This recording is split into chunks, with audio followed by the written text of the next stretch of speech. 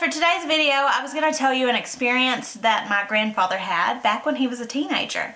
It all took place right here in my county at a little place called Bear Creek Junction, and he and some of his friends were all just going to go hang out. It was an outdoor location, and there was a little road that was sided by a little wooden fence that went the majority of the road, so they could see all the way to the end of the road basically. But it was a pretty good distance, and they were all just hanging out and being teenagers, goofing off, talking amongst themselves. And that's when they noticed that far from the distance, almost at the end of the road, there was a person coming towards them. So they just thought somebody from that area was going to be walking down and probably bypass them or come and talk to them or whatever. And they began watching this person, and they noticed that when it got into full view, that this person was only the top half of a person.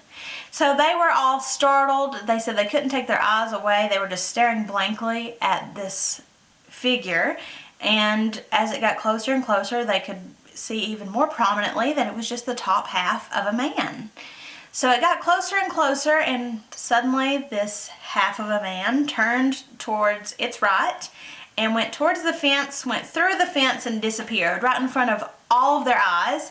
So they were just absolutely mortified at this time, and they all ran back home and was terrified to even speak of this because it wasn't something that their families had talked about much, was anything to do with the paranormal. So they freaked out, ran back home, and thankfully some of them came and approached me about the story, and I have the story to share for you guys. I know that this area does have some history to it that could cause a haunting.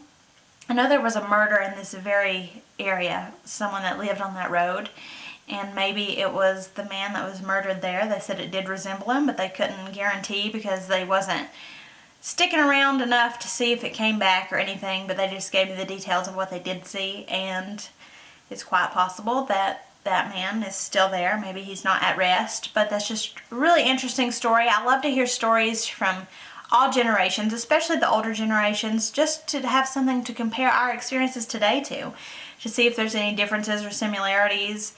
I just love hearing anybody's stories, so I thought you guys might be interested in this little story as well.